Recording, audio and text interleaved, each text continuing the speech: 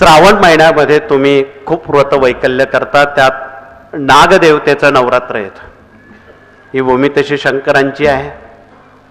नंदीचं नवरात्र पोळ्याला करतो, नागाचं नवरात्र पंचमीला करतो, शंकराचं नवरात्र श्रावण महिन्यात करतो, भगवान श्रीकृष्णांचं श्रावण महिन्यात गोकुळ अष्टमीला करतो. हे कोणासाठी कशासाठी आहे? नागपंचमीला सगळ्या भगिनी कुटुंबीय आघाड्याची माळ त्या नागदेवतेला अर्पण करतात. दर शनिवारी पोळ्यापर्यंत पोळा पावेतो दर शनिवारी आघाड्याचा हार माळ त्या नागदेवतेला घालतात. कोण कोण घालतात त्यांनी हात वरती करावेत. धन्यवाद. हे साक्ष देऊन सांगितलेलं योग्य राहील, परंतु ती का घातली जाते हे माहीत नसेल. श्रावण महिना हा सर्प प्राणी हे सगळे बाहेर निघतात. शेतकरी धर्मामध्ये शेतात काम करणारे, निंदन खुरपण करणारे, काम करणारे प्रतिनिधी चुकून त्याच्या शब्दावर पाय पडला तर तो दंश करतो, चावतो, माणसं मरतात. मग हा हार कोणासाठी घालायचा, का घालायचा? या वनस्पतीचा ओळख परिचय काय आहे? कसाही सर्प चावला, त्या आघाड्याची पानं जर चावली, रस गिळला तर एका मिनिटात विष उतरतं. दवाखानाजवळ असो नसो, ह्या ओळख परिचय करून घेणं महत्वाचं. त्याचं मूळ घासून पाण्यात किंवा गोमूत्रात जर दंशाच्या जागेवर लावलं, एका मिनिटात सर्प उतरतो. हे कोणासाठी आहे? अस्मिता मराठी कोणासाठी आहे? हाऊस म्हणून आपण मानतो का लोकांवर इम्प्रेशन मारण्यासाठी करतो? असा मुळीच भाव नाही. म्हणून कृपया गैरसमज अपसमज नसावेत, परंतु योग्य त्या पद्धतीत आरोग्य आणि अस्मिता याचा समन्वय साधणं जरुरीच आहे. पायात काटा रुतला, कुरूप झालं, डॉक्टर लोक मग ते जाळून काढतात. तुम्हाला एका रात्रीत 12 तासात आघाड्याची मुळी जर घासून त्यात टाकली, रात्रीतून तो काटा निघून जातो, विना शस्त्रक्रिया. शरीरावर असलेले मस तीळ हे सुद्धा निघून जातात. एवढं सामर्थ्य, एवढी शक्ती आघाड्याच्या वृक्षात आहे. त्याला आलेलं बी त्याची खीर करून घेतली तर महिनाभर जेवण्याची जरूर नाही. असे अतिरेकी लोक आमच्याकडे आलेले, त्यांच्याजवळ ते बी आहे, त्यांनी परिचय करून द्यावा त्याचा. हे सगळे अतिरेकी लोक त्यातले आहेत. पुढे येऊन परिचय करा, पुढे येऊन. तिकडे महिलांना दिसलं पाहिजे ना. म्हणजेच या सगळ्या गोष्टींचा आपल्याला पुरावे आणि या सगळ्या गोष्टी माहीत. कारण पिठापूरला जाताना त्यांनी दळून ठेवली, बुवा आता मी हे खाऊन गेलो, कुठल्याच हॉटेलला जायचं नाही. आणि घरी जर करून ठेवली तर नॉन किचन घर बांधून घेतो म्हणे मी. म्हणजे किचन बांधायचंच काम नाही, नॉन किचन. अशाही काही सुविधा आपणाला संशोधनातून मिळणार आहे. आता ते संशोधन कधी होईल, केव्हा होईल मला माहित नाही.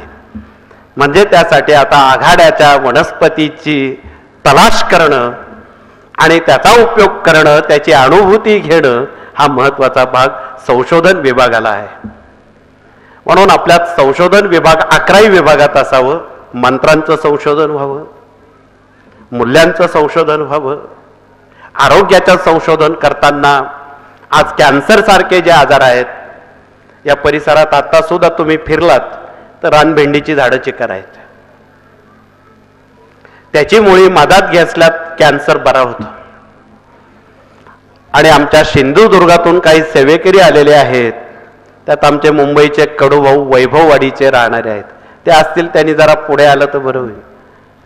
कडूभाऊ कुठे आहे? पुढे या ना, लांब कशाला गेली? इकडे या, पुढे या, पुढे या. तुम्ही ते काल दवा आणली होती ती मला जरा सांगायची आहे. आमचे कडूभाऊ म्हणजे मुंबईतले तुकाराम महाराज, सगळ्यांच्या शेवटी. त्यांनी काल एक वनस्पती आणली, ती जर घासून घेतली अनेक आजार बरे होतात. त्याची लागवड त्यांनी करावी, म्हणजे हजारो भाविकांना तो लाभ होणार आहे. म्हणून त्या वनस्पती, त्याची लागवड, त्याचा लक्षणं, कार्यकारण भाव, या सगळ्या गोष्टी सर्वांपर्यंत आपण पोहोचवणं ही आपली जबाबदारी आहे. म्हणून त्यासाठी बोलवलं. ज्यांना ज्यांना ज्या ज्या गोष्टी ज्ञात आहेत त्या त्या आपण द्याव्यात. काही लोकांना नागिन होते, नाभी स्थानापासून तर पूर्ण ती कमरेला चक्कर मारते, माणसं दगावतात, उपाय नाही. इथे तुम्ही जाता जाता उतरण किंवा त्याला टणटणीचा किंवा घावटीचा पाला म्हणतात, तो जर चोळून त्याचा रस लावला, 12 तासात नागिन सारखे आजार बरे होतात. विदाऊट औषध घ्यायची जरूर नाही. एवढं सामर्थ्य पायदळी पडलेल्या वनस्पतीत आहे. तुम्ही जाता जाता हवी तेवढी घेऊन जा. आयोडीन त्याचाच तयार होतो आजही डॉक्टर लोकांकडे.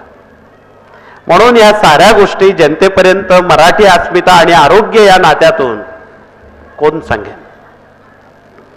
अशा शेकडो वनस्पती आहेत, त्या तुम्हाला हाक मारतायत, आपण पोचलं पाहिजे. म्हणून चर्चा करताना अन्य विषयाची न करता वनस्पतीवर जर चर्चा केली तर त्याचा केवढा लाभ होईल. पण आपण नेमकं काय करतो, तू मोठा का मी मोठा, याच्यात आपला आयुष्य आणि वेळ घालवतो. मला वाटतं ते अयोग्य आहे. चर्चा करायची असेल तर ज्ञानावर करावी, इतरांना उपयोगी पडेल अशा विषयांवर करावी. त्याऐवजी आरोग्यावर जर चर्चा केली तर इतरांचं आरोग्य सुदृढ समृद्ध. ज्यांना डॉक्टरकडे जायचं नसेल, ज्यांना परावलंबत्व येऊ द्यायचं नसेल, त्यांनी जीवनक्रमात खालील गोष्टी पाळाव्यात. कारण मनुष्य जन्माला येताना त्रिदोषानं जन्माला आलाय, वात, कफ आणि पित्त. या ठिकाणी आमच्या आरोग्य विभागाचे वनस्पती जाणकार प्रतिनिधी आलेले आहेत, त्यांनी उभं राहावं. आमचे डॉक्टर रासकर आहेत, अजून अन्य प्रतिनिधी आहेत, पण ते नेमके काय करतात, लांब जातात तिकडे आणि एकत्र बसत नाहीत. नेहमी बसताना आपण जर एकत्र बसलात तर त्यावर चर्चा करता येते. म्हणून आम्ही सांगतो, तुम्ही अशी विसंगती ठेवल्यामुळे मग त्या कार्याला गती येत नाही. म्हणून हे नियोजनपूर्वक या सगळ्या गोष्टी आपण 2009ला अशी विसंगती त्याचं दिग्दर्शन होता कामा नये. म्हणून आपण त्या पद्धतीत जर आयोजन केलं तर आपल्याला कार्य खूप पुढे नेता येतं. अजून खूप वनस्पती आहेत, वेळेअभावी मी सगळ्या सांगणं अवघड आहे. परंतु मोजक्या आणि गरजेच्या जर आपण म्हणालात तर आपल्या समोर जी आज आव्हानं आहेत, एक तणावमुक्तीसाठी आणि शांतीसाठी एक उपाय आलेला आहे, तो आम्ही आता फाळ्यावर लिहून देणार आहोत. एक नवीन मातीचा घट, उजव्या हाताची 3 बोटं त्या घाटात पाणी बुडून एक फक्त मंत्र म्हणायचा आहे, एक माळ. त्यानं हरवलेली मनशांती आणि मेंदूवरचा तणाव त्वरित नष्ट होतो. ती माहिती आपण कोणीतरी, आमचे पाठक नाना जे असतील त्यांनी फाळ्यावर लिहून सर्वांना द्यावी.